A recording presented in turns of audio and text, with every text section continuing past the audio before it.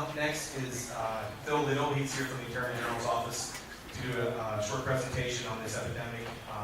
Got to see Phil do this down in Dunbar Borough when they had their opioid meeting, and it's a really powerful presentation, and I appreciate Phil coming to Collinsville and doing that for us. So, I'll give it to you, Phil.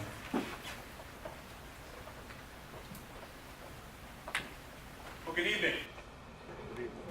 Before I begin, I just want to say thank you, Michelle, for being so brave and courageous to come up here and share your story with so many people in this room. I think she deserves another round of applause.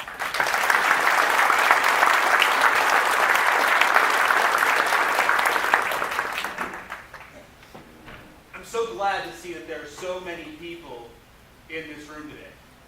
Shows me that you care. Shows me that you want your community back. You're concerned about these issues. And that's great. I'm going to introduce myself again. My name is Phil Little. I'm a specialist with the Pennsylvania Office of the Attorney General's Office of Public Engagement. And I'm truly honored to be here today and talk to you about some of the statistics that we see within our office statewide, as well as showing you a little local of countywide of Fayette of what we're seeing. And finally, one of the big things that I'd like to talk about is what is it that you can do as a community to fight this epidemic? And make no mistake about it, that's exactly what it is. Everywhere I travel, and it's through about 11 counties in southwestern Pennsylvania, this is an issue. Addiction and this battle and these issues right here know no boundaries. It is an equal opportunity destroyer. It doesn't matter what town you live in, what your socioeconomic status is. I have met people from all walks of life that are battling with these same issues throughout the Commonwealth. So the first thing I want to talk about here is to show you how big of an issue that we are really looking at here within the Commonwealth of Pennsylvania. What you're looking at here is a county-by-county breakdown of all the drug overdose deaths throughout Pennsylvania in the year 2015. If you would add up every single death here in the Commonwealth, you would find that it's a little under 3,400 overdose deaths in 2015 alone. Now, while that's a number, those are people's brothers and sisters, aunts and uncles, husbands, wives, sons and daughters. So many people that I meet throughout my travels have so many stories of losing a loved one. It's almost 3,400 people too many that we have lost as a result of the battle of addiction. But one of the big things that I talk about is understanding what drugs are we seeing in these people who are dying as a result of an overdose. What you were looking at is a breakdown of the top 14 substances that are found in people's bodies at time of death of those people who have overdosed. Your categories 1, 3, and 8, they are blue. I apologize. Looks like the projector's a little off. Those are your illicit drugs. Number 1 is heroin, found in 54.6% of all overdose deaths. But the biggest thing that I talk about with people are these green categories, 2, 5, 9, and 10. Those are prescription opioids. Those are the chemical names for them. But what people sometimes do not understand is that bridge to using heroin starts with legal prescription opioids. We're going to talk about that here in a moment. Unfortunately, far too many people fail to understand that there is that linkage there. We're going to talk about that in a moment. But I want to talk about Fayette County.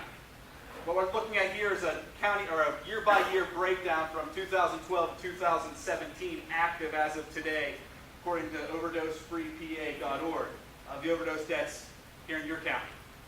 And one of the big things I talk about is it's unfortunately not going down. That trend in the people that we are seeing passing away in every county, much like Fayette, it's going up. In some counties, from one year to another, almost doubling to 2.5 times. It's a major, major issue. When we take a look at all the people we've lost here in Fayette County and the substances that were found in their systems, again, just like the Commonwealth data we saw, heroin number 1. But the second 2 substances, again, oxycodone, which is the chemical name for Oxycontin, and fentanyl, which many of us have probably heard about that nasty drug that's being mixed with heroin that's being sold on the streets. We're going to discuss that in a moment. But again, you're looking at two of the top three substances are prescription opioids. The trends are showing you just the same way through the Commonwealth, just as well as happening here in Fayette County. But I want to talk about where it all begins with so many people that I meet. It begins with these right here. So many people that I meet in recovery have similar stories. The names may change in the stories, the towns they grew up in may change, but the sequence of events that got them there today, if they are battling that heroin addiction, are strikingly similar. And at one point in time, before they decided to go to heroin, it starts with the prescription drugs. I talk about one of the biggest tools that we can utilize within our communities are drug take-back boxes.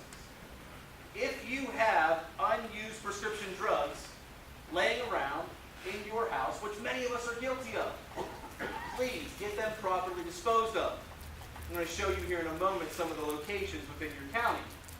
Because what I hear from people is commonly this, is that when I was a teenager, I went to my friend's mom's medicine cabinet, saw that she had some extra Vicodin left over. We stole it and thought we would take it and have fun with it. And that snowball called addiction began. To the point where I could no longer get a hold of these prescription drugs, legally or illegally. Couldn't afford them because they're incredibly expensive on the streets, that I had to turn to heroin because it's a fraction of the cost. To give you an example of how expensive prescription opioids can run, there was a gentleman named Mike who was taking 5 80-milligram Oxycontin pills a day. No longer to get high, as we say, but to actually just be normal. Because if Mike didn't get those pills, he would go into terrible withdrawal. He could no longer get them from the doctor, so he turned to buying them on the streets. 5 80-milligram Oxycontin pills, depending on where you are at, runs approximately about $400 a day. And Mike needed to come up with that every single day to curb that addiction and have those withdrawal symptoms happening. And finally, he turned to heroin because he could no longer keep up with it. And that's that common thread that we are seeing. I urge you to find these drug take-back boxes, which I'm going to show you again in a second, but I want to show you as a result of our efforts throughout the Commonwealth, our office at one point ran the drug take-back boxes throughout the Commonwealth, and we destroyed, if I can get this to work,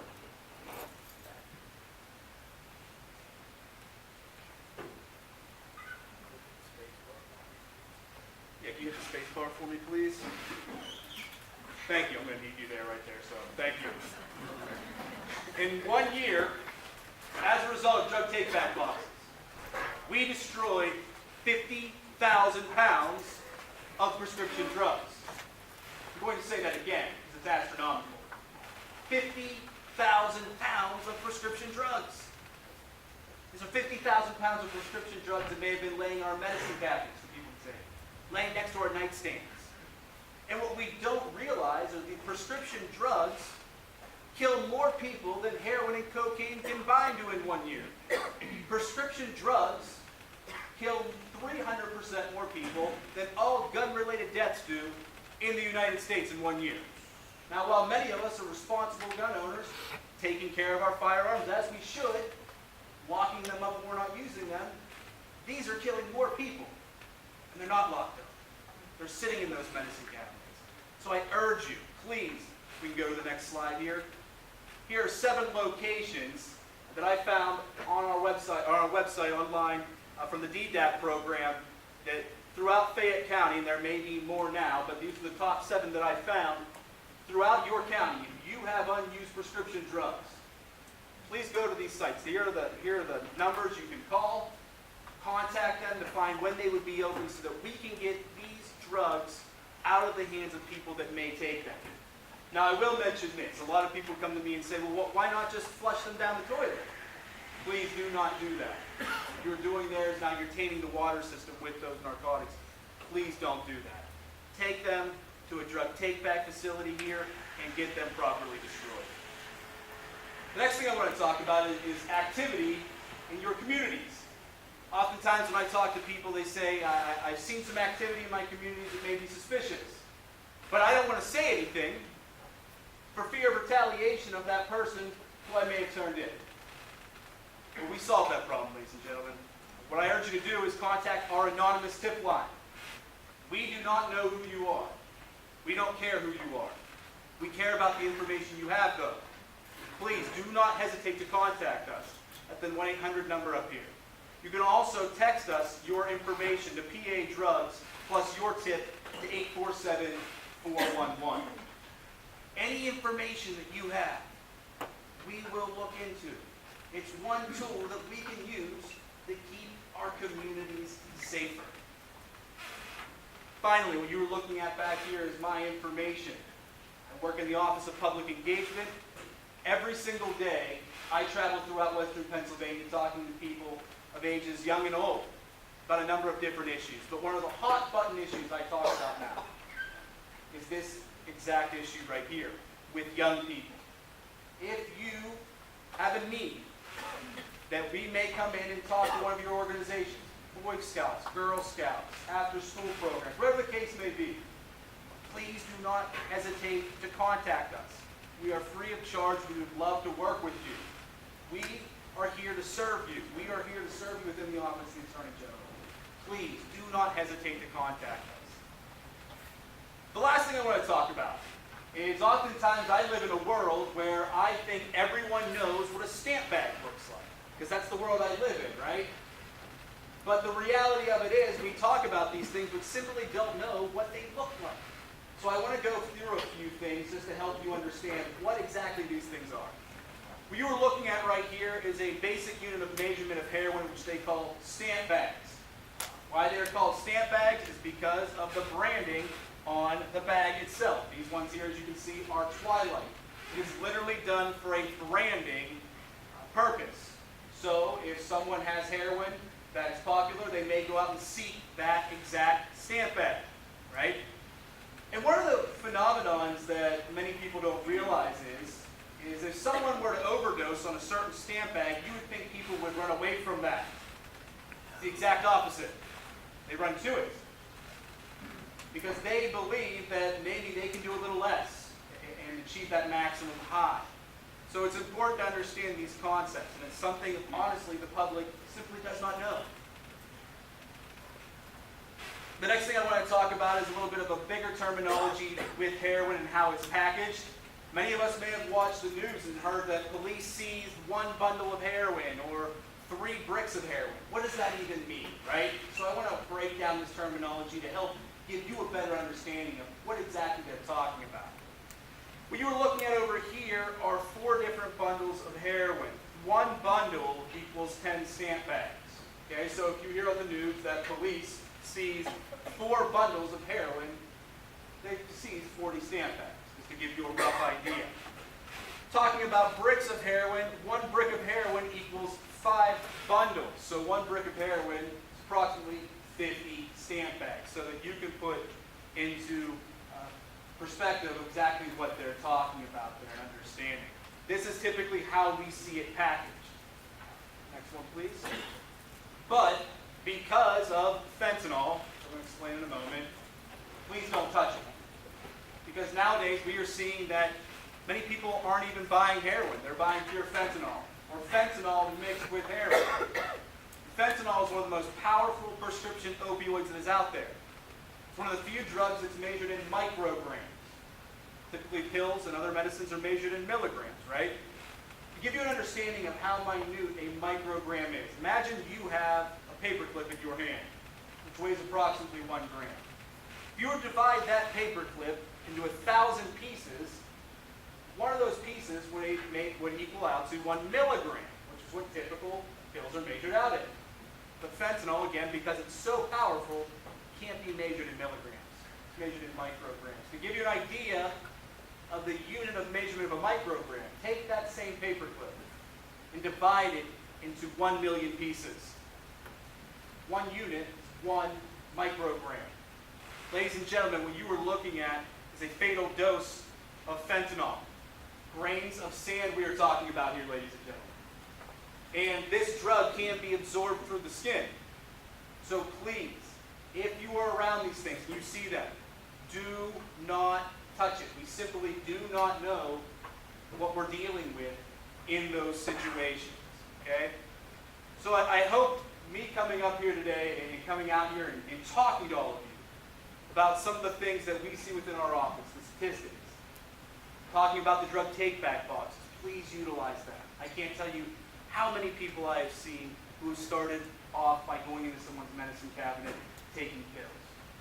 Please utilize our anonymous tip line. We are here to serve you. And if you ever have a need for our Office of Public Engagement, my contact info is up there and I have cards on me. Please introduce yourself to me. I'd be more than happy to help you in any way that I can. So again, I want to thank you all for coming out here. This is truly an honor to come out and speak. Thank you so much. God bless.